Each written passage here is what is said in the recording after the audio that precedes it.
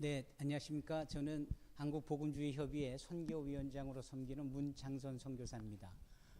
귀한 자리에 불러주셔서 감사드리고요. 저는 특별히 복음주의 운동의 진행 발전을 선교적 관점에서 보고, 그리고 그것을 근거로 한국복음주의협의회 바란다라는 제목으로 함께 말씀을 나누고 싶은데요. 저희의 진행은 먼저 지난 9월에 열렸던 4차 로잔 대회의 분위기를 좀 전해드리고요.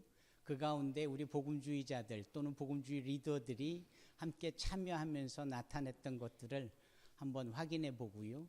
그러면서 새롭게 대두되고 있는 선교 관련하여서 복음주의 협의회가 어떠한 부분의 협력, 또 우리가 무엇을 기대하는지에 대한 말씀을 나누는 것으로 진행을 하도록 하겠습니다.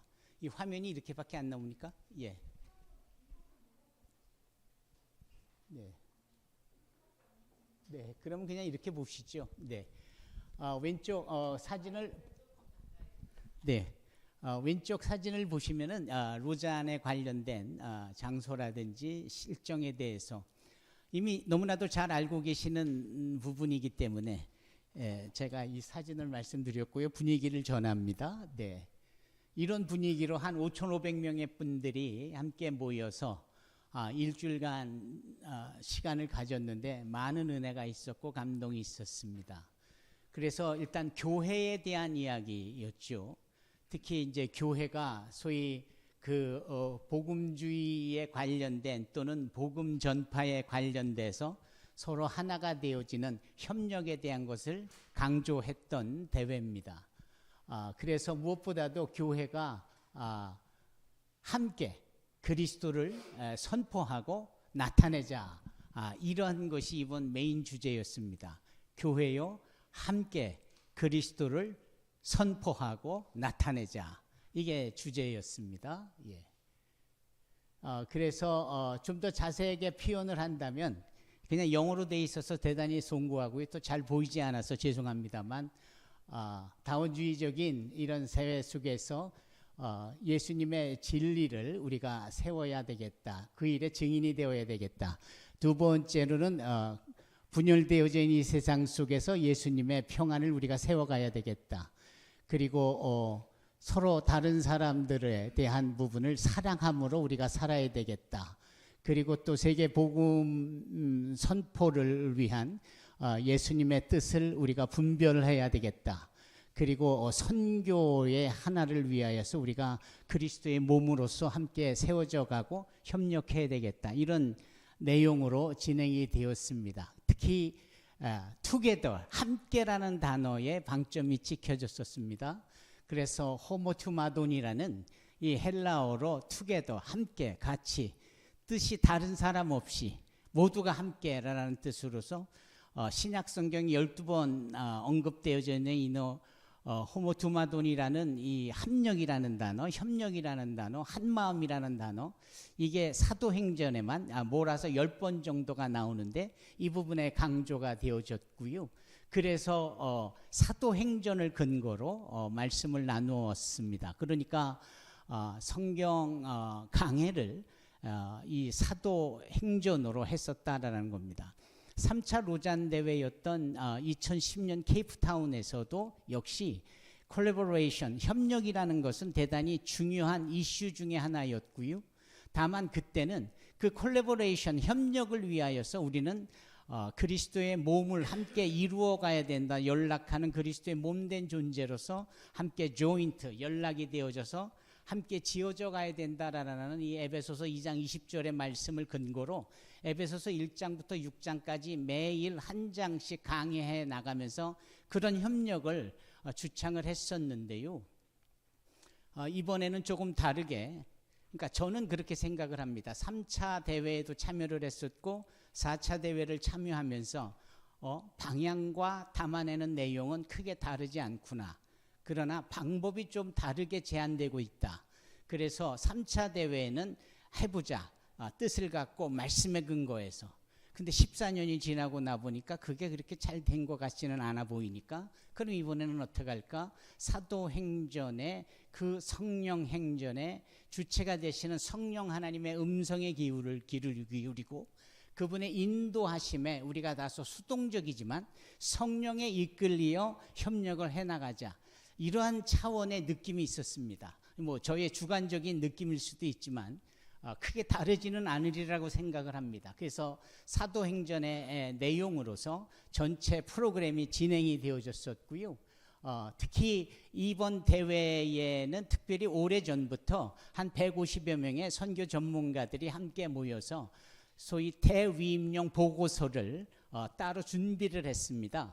그래서 이 보고서 내용에는 3차 로잔 대화까지 달려왔던 그 로잔의 정신을 이 대위임령의 근거에서 정리를 해서 담아놓은, 그래서 이번 4차 로잔 대회에서의 선언문의 기초요 또 근거가 되어지는 내용으로 가득한데요.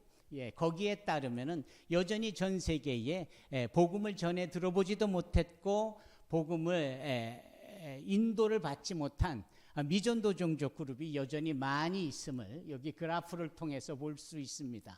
지역적으로 종교적으로 말입니다. 이 그래프가 그것을 나타내고 있는데요.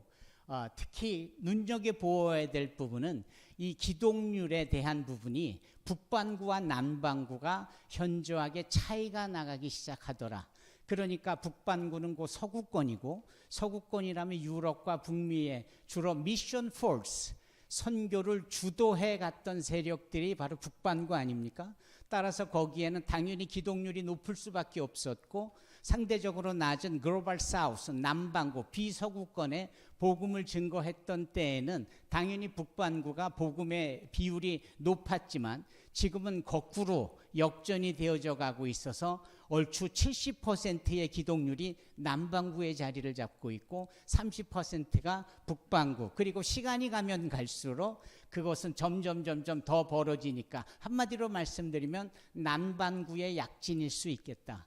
그래서 아프리카라든지 아시아라든지 중남미 쪽의 기독률, 기독인들의 상승세를 한눈에 볼 수 있는 것입니다.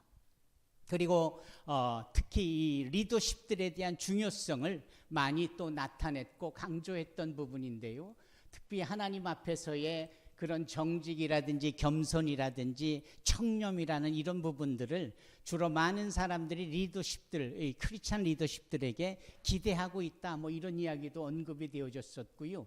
그런 점에 있어서 복음이나 성경이나 교회나 또 한 사람이라든지 그리고 제자라든지 또 각 나라의 가정, 그리고 이제 기술적인 측면, 이런 부분들을 모아서 이번 서울 선언문이라고 채택을 했고 그것을 발표를 했고요. 보시는 사진은 온누리교회 이재훈 목사신데 이분께서 이번 4차 로잔대의 한국 대표이시기도 했고요.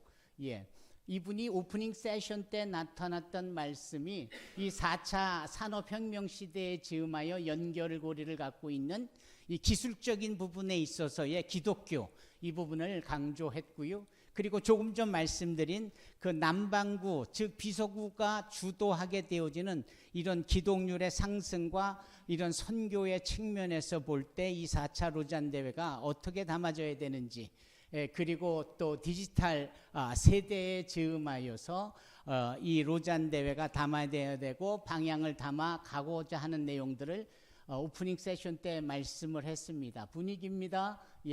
교회가 함께 그리스도를 선포하고 나타낸다. 그래서 늘 이런 식의 성령의 음성을 듣고 이끌림을 주도해 나가는 이런 메시지가 대부분 주류를 이루었습니다. 보시는 사진은 패트릭 펑이라는 분이신데요. 이분이 이번 이 프로그램 위원장을 맡으셨습니다.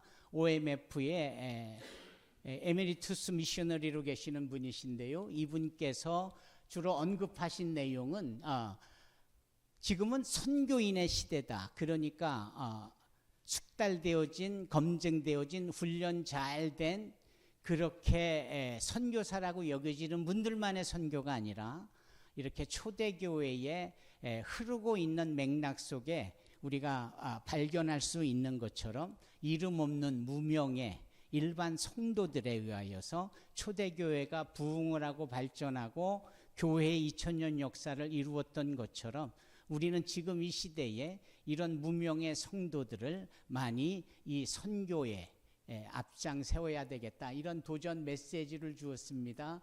그러면서 이 서번트십에 대한 부분을 강조하는 것으로 이루어졌고요.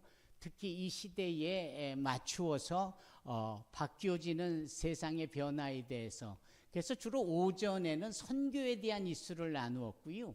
지금 보시는 분은 우리 세계복음주의 연맹의 직전, 그러니까 전 사무총장이셨던 비숍 에프라임 텐데로시고요. 이분 역시 모든 성도들이 선교인으로서 청렴함을 가지고 이 선교를 주도하는 입장에 있어야 된다라고 복음주의 연맹을 대표해서 설명을 했습니다.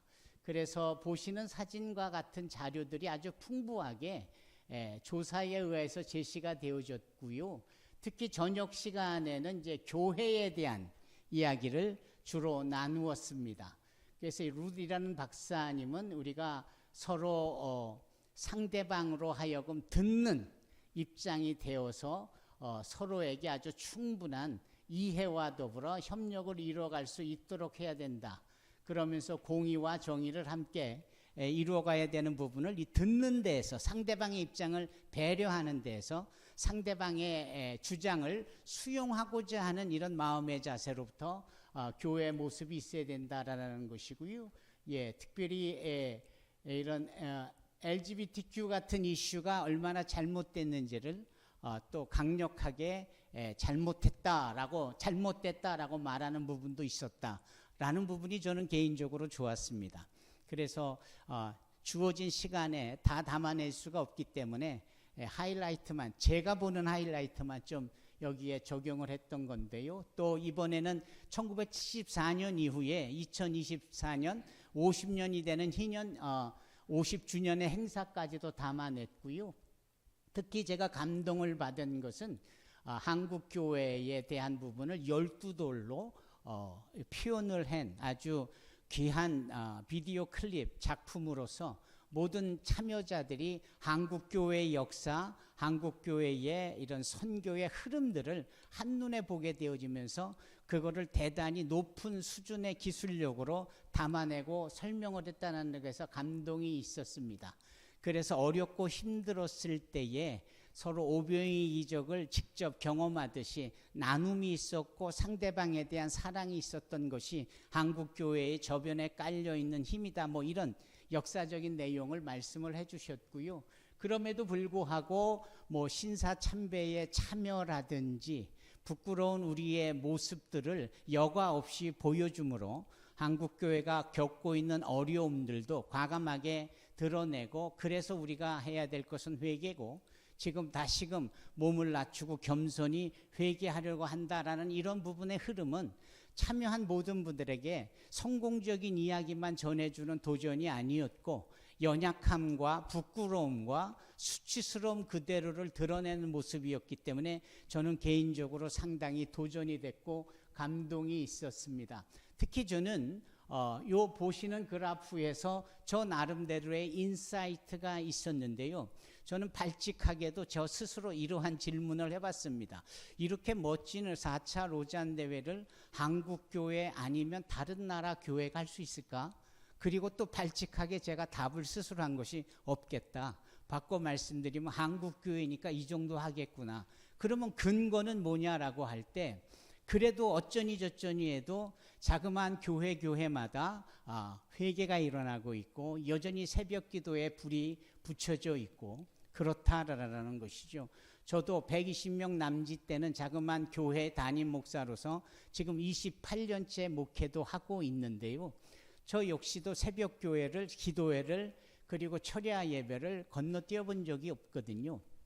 아마도 이런 점에 있어서 대부분의 한국교회가 이럴진데, 이러한 힘이 이런 4차 로잔 대회를 50주년에 즈음해서 한국에서 개최할 수 있게 되는 것이 에너지가 아니었겠느냐. 두 번째로는 선교 부분인데요. 한국에서 해외로 나간 선교사님들의 숫자가 35,000명으로 제가 알고 있습니다.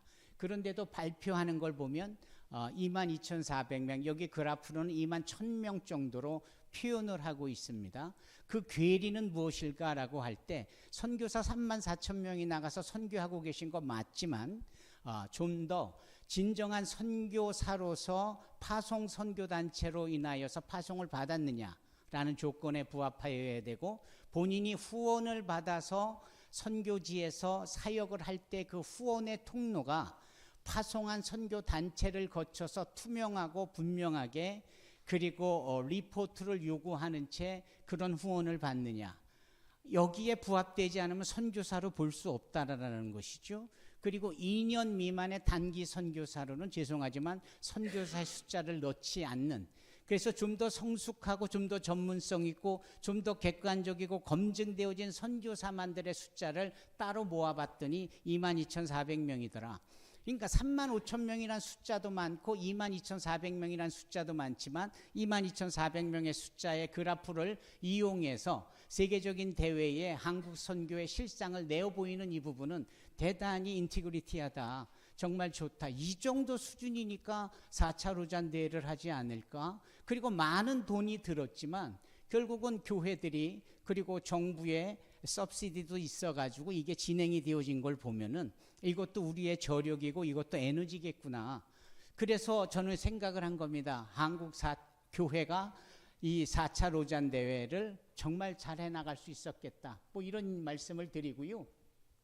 시간이 없으니까 그래서 이제 마지막 하이라이트인데, 이 화해에 대한 부분을 이 구라사와라는 일본을 대표하는 목사님과 그리고 한국의 이재 목사님께서 나중에 성찬을 하면서 마지막 대미를 장식한 것은 상당히 의미가 있었다라고 저는 생각을 하고요.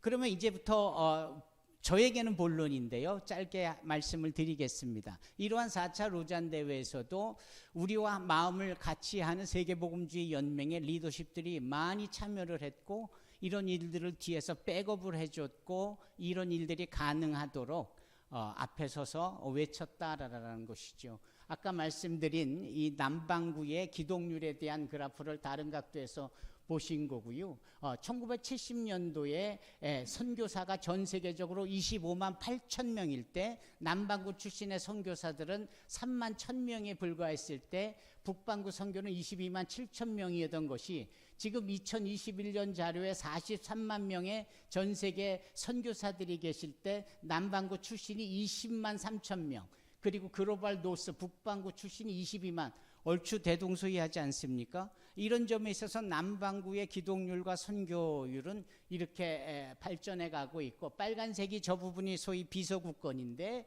이 부분을 주도하면서 이번 로잔 4차 대회도 이 중요성을 강조했는데, 한국에서는 소위 세계복음주의 연맹 아닙니다. 한국 세계복음주의 협의회 KWMA에서 주도하는 이 4년에 걸쳐서 하는 엔코의 대회에서도 이 부분을 상당히 중요하게 다뤘던 겁니다.